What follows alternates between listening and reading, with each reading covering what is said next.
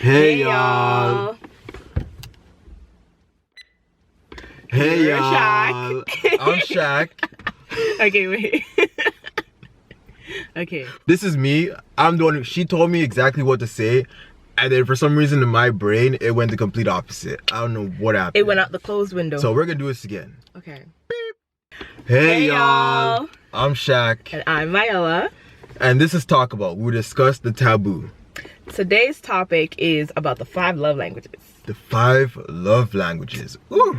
Now, what are the 5 love languages? So the 5 love languages include physical touch, words of affirmation, acts of service, gifts, and I always forget the 5th one. Quality time? Is that Quality time. That's the one. Look. Oh, I got it. I got it. Yes, so these are the 5 love languages according to Gary Chapman. Yes. These 5 love languages are gonna help you develop your relationship and understand one another, right? This is something that everyone, and in our opinion, I can say that, needs. Yeah. Because of the fact that, like I said before, it improves the stability and function of the two coming together, right? Honestly, like, even for us, right? We actually understood that pretty quickly, I'd say. Yeah, pretty But it early was on. a matter of working towards it and working on it. Yeah. Yeah. Yeah, I think that's very true. And I think that even if even if you're single, I think it's a good meter for you to have to understand yourself. So I definitely think that, us doing that early on really helped for both of us to advocate for ourselves in the relationship. So it's like, for example, like, I feel loved when we cuddle, or I feel loved when we XYZ ABC, whatever it is. Right? So it's like, then we can incorporate that and find ways to do that more, especially if we notice that we're busy or there are a lot of things going on in our lives. So it's a really good way of helping us to reset and kind of like come back to a place, just like remembering that love, Yeah. See, and that right there that kind of fits 2 brackets, right? That's kind of physical touch and acts of service if you think about it. It is. Yeah. It is. Especially and I think that it's not necessarily like you have to match each other. So it's not like I like physical touch, so he has to like physical touch. I think it's a matter of understanding how that other person can feel love and,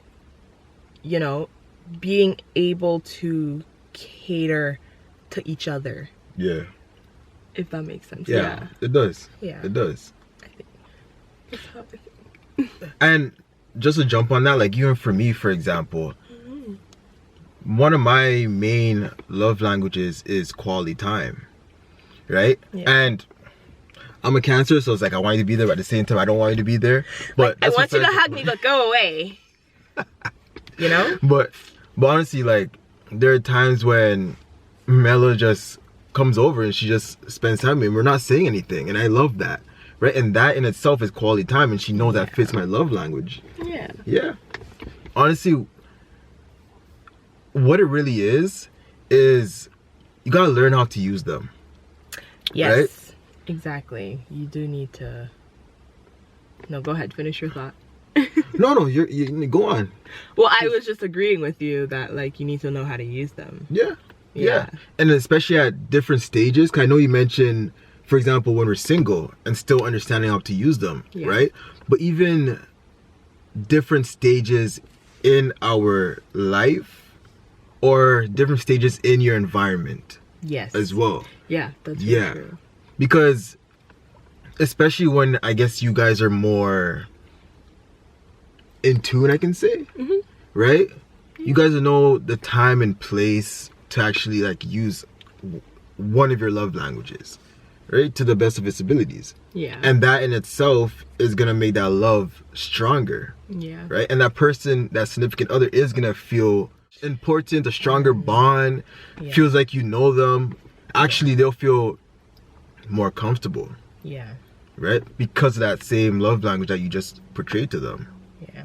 And I think you brought up a good point about putting two together type of thing. So like acts of service and physical touch, right? So it's not like, oh, because you get a list of, you know, the 5 once you do the quiz. Did we kind of go over the quiz? Like when you do the quiz, it asks you questions about like what you prefer, whether it be like, do you prefer a partner who will give you, do you prefer it when your partner gives you gifts over when they spend time with you? So it's that sort of format, the questioning. And I feel like maybe everyone or a lot of people already are aware of the love languages and their format, but just kind of a recap, that's how it is. So just because you get a list that kind of ranks 1, 2, 3, 4, 5, which ones you feel the most, doesn't mean that, you know, number 1 is the only one you demonstrate. Yeah. And it doesn't mean that every time something happens, that number 1 is the one that's going to be effective at that time. So I think that that's a really good point about knowing how to use these love languages. It's not just a matter of, oh, we did this quiz and I know that you like physical touch, so I'm gonna touch you right now. It's like, are you upset? I'm touching you, feel better.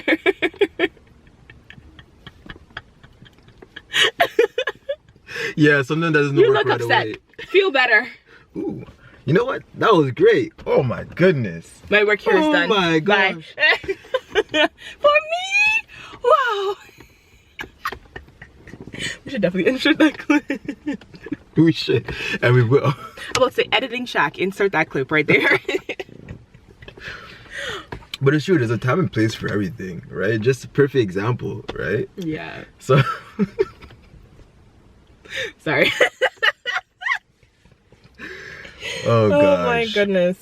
Yeah, but I think that they are an important tool to have in your relationship roster. Like think of it like you should have like a nice little toolkit for the relationship, and I think that that's an important one to have, is kind of knowing the love languages. And I think also reading the book, but not to like plug or anything like that. Like I'm not promoting or, you know, advertising it or anything.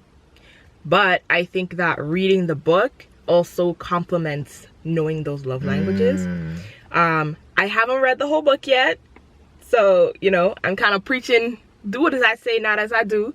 But I think that reading Gary Chapman's opinions on the love languages and like how, like the amount of research and things like that went into it and all that other stuff, I think that kind of like is a wholesome or like a holistic way to kind of put your knowledge of your partner into play in the relationship.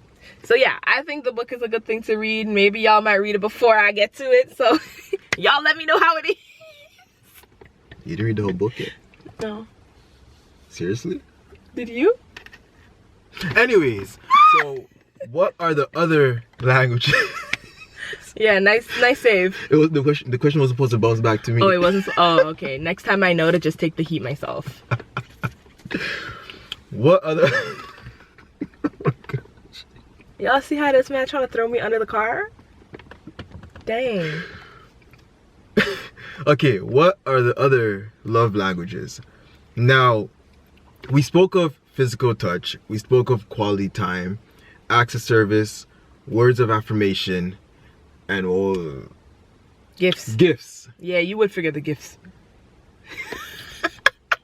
You see how she also wanted to throw me under the bus or car? A form of transportation. She's already throwing me under somewhere. Yes, I'm just throwing you under stuff. Now, there are much more than that, right? Definitely. You have, honestly, anything that you can do to increase that love for each other is a love language. Yeah. Whether that is active listening, whether that is deep conversation, which is for example mine. Yeah. Right? Definitely. Yeah. Honestly, it can even be as simple as accountability. Yeah. Right? That is a love language. Yeah. I don't think people realize that, right? People like, don't. Being accountable for yourself, to say, I'm going to do this, and then your actions follow. And then also being accountable for your partner. It builds a level of trust and a level of, like, you can depend on each other. And I know people don't like the word depend in society these days, but when you're in a relationship, that's what you're doing, right? Like, you're both depending on each other in some way, shape, or form. No matter how independent you both are, like, there is a sense of dependability, and it doesn't have to be like a material sense or anything, but there's a sense of dependability on that other person. Material girl! I know you thought it. I know you thought it. I thought it in my head as I was saying it, but I tried hard not to. But since you left... I broke. Sorry, I broke. That's on me, y'all. Oh, man. Editing Shack also put another clip of that in there too, thanks. Yup. Definitely. Oh, man. But sorry, go on, baby girl. Like, see, my love language is being called baby girl. By you. Being called baby girl by you. I don't know, before, if anybody else called me that, it was cringy. But you, I love it when you do. Not me being cringy on camera. Oh my gosh. Shameful. I'm embarrassed. Ooh, watch the nails. Okay. Done by me. This is not a plug video or anything like that, but yeah, I did them myself. Thank you very much. But yes, I think that I forgot what I was saying. I think that I did forget what I was saying. No, I did kind of go off the rails on my own. Dependability. So having that accountability, just as an example of a love language, right? So I really think that love, like you kind of said, love languages are anything that allow you to build in your relationship. It, like, you build trust, you build your love, you build care for each other. So I really think that, and I think that, like I said earlier, it's a tool that you use to, as the person, how do I say this? I think that it's a tool that you can use when you, like, maybe are advocating for yourself, but it's also a tool that, you know, partners use for each other to show that, you know, I'm listening, I care, and I want us to be the best that we can be, right? So it doesn't, like you said, it doesn't have to be those first 5. Those are just the 5 that are in the book. So you can have anything can be your love language, especially like just knowing that person enjoys something. For example, like, my love language is food. So you know, I gotta throw down in the kitchen. Particularly pescetti. My love language is when my baby makes me pescetti. It's spaghetti, but I say pescetti. Don't say nothing. I know what it is, okay? I'm grown. I do know what it is. Anyways, I love me some pescetti, okay? So, you know, when I'm pregnant with your children, I'm getting pescetti every day. Because that's my love language. I had the jackpot. On a serious note, just knowing that you kind of have something to help you understand, like, okay, these are the kinds of things that are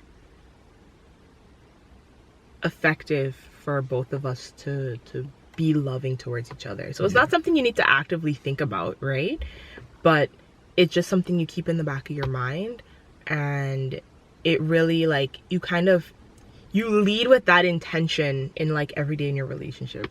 I feel like, right? So it's like, definitely. I lead our conversations with that intention that I'm showing you that I love you, or my intention is that, you know, I care for you, right? So I can show you that through those love languages as well. Yeah. And, you know, just to add on to that,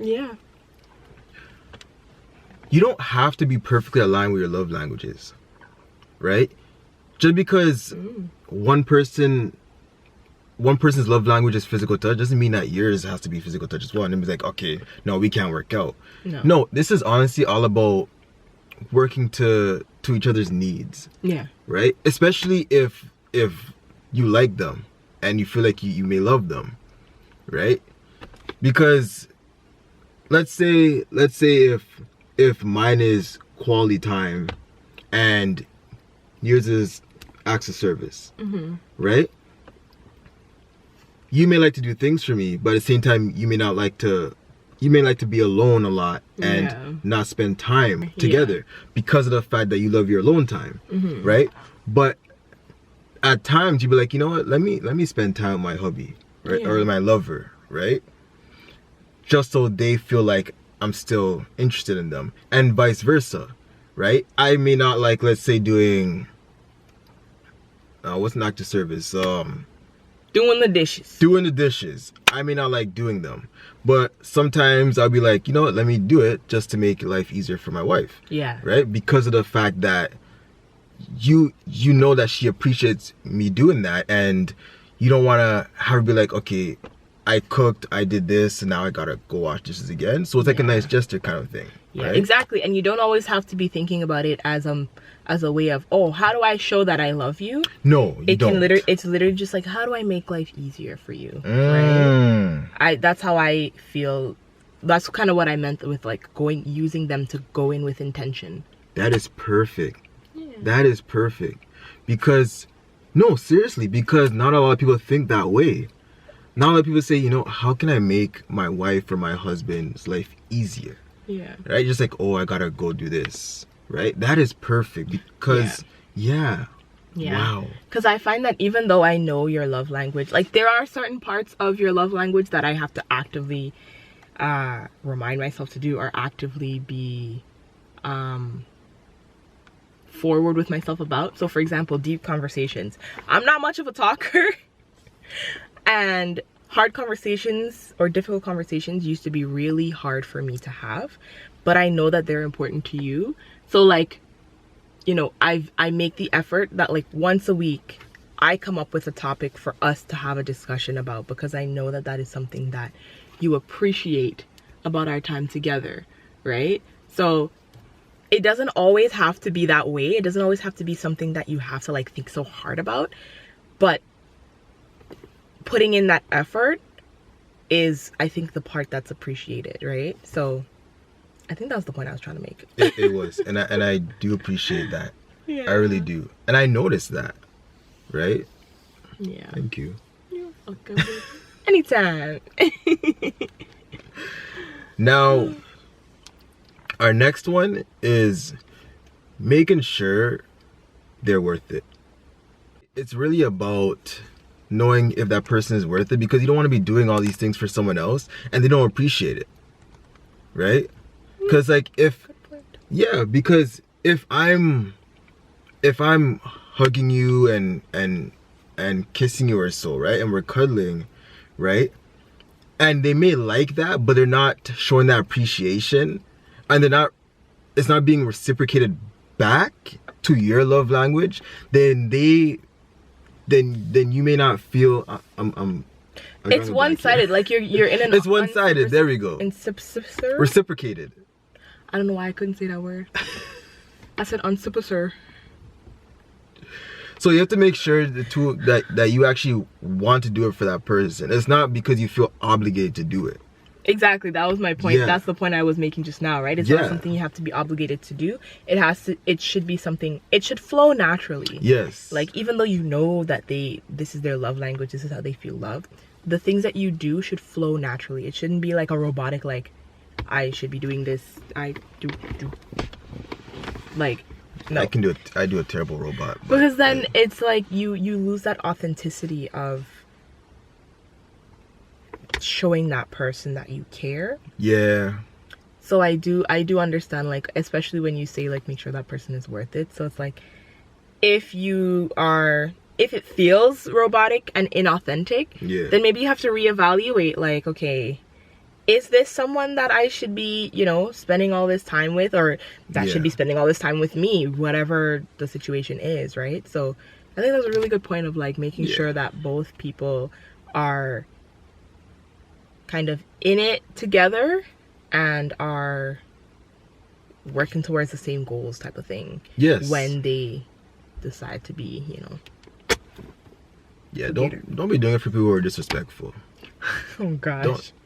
Seriously, if your significant other is being disrespectful to you and you're giving them all their needs and they're not bringing that back to you, like, no. You talk to them and say like, hey, can I get something in return? Like, can I get like some acts of service or something? You don't have to say acts of service, but say you like, hey, can you... It's like, hey, I'm not feeling loved right now. Perfect. Can I feel Perfect. loved, please? Exactly. Yeah. Do that. Right? And I think, like, just like a side note, that might be like a whole different topic for like a whole other video, but it's like sometimes you get into the situation and you don't realize that maybe this person is not deserving of your love and of your all of this effort that you're putting into them.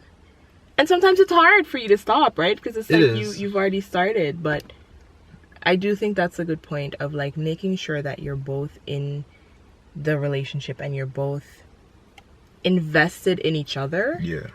In a way that is like, I don't want to say equal, because obviously there's no like, because it's not 50-50. A relationship is 100-100, right? Gotcha. But I just mean that like you're both making sure that the other person knows, you know, hey, I'm here, I'm in this with you, we're in this together, and you know, we are gonna take on whatever the world throws at us together. Yeah. Yeah, something like that. Definitely. And you know, I want to see something else when we talk about these love languages. It's also good to be, like we spoke about being observant, but use it as a base point. Yes. Right? Use it as a start off to know what your significant other likes. Right? Because if you like quality time, I gotta know what exactly in that quality time you do like. Yeah, what does that mean? Yeah. Do you like watching movies together? Right? Do you like playing basketball? Like, for example, she knows I love basketball, so she will come to me to the court and then we'll just practice and do drills. Right? I appreciate that a lot. Right? And that's quality time spent. Yeah, it is. Right? Yeah. Or she loves reading, so I'm like, you know, let me open up my novel and sorry, it's upside down. Let me open up my novel and let's read together. Yeah. Right? And that is quality time spent. It's not just like, okay, she likes quality time, so let's sit down. Let's go sit down and look at each other. Yeah. Like, no, you're just doing it just to do it. Right? You gotta actually Sorry. you gotta actually find something that your significant other enjoys. Right? So use that as a base point. So it's like, okay, they love acts of service. So let's see what you can do for them to actually enjoy that. Yeah. Right? And just like physical touch. They may like hugs more than kisses.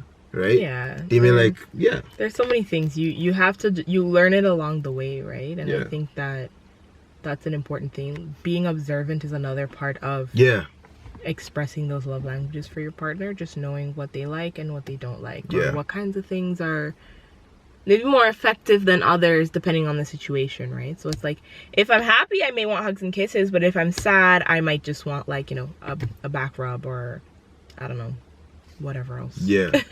Or even something as simple as you're walking by and you just smack that butt, smack that ass. Sorry, this is I like to smack that ass. Smack that butt. I shouldn't have said ass. Maybe I get flagged for that. Will we get flagged for that? I mean, this is a grown people channel anyways. It's a grown people channel. Grown folks business. We say ass if we want to. Right? Honestly, and don't be... And girls, don't worry. You can smack a man's ass as well, you know. Ladies, you can do that. Oh, you thought we were waiting for permission? Yeah, but some men think they don't like... Men like that. Alright? Sorry, I'm exposing us out here, but... They really act like they don't.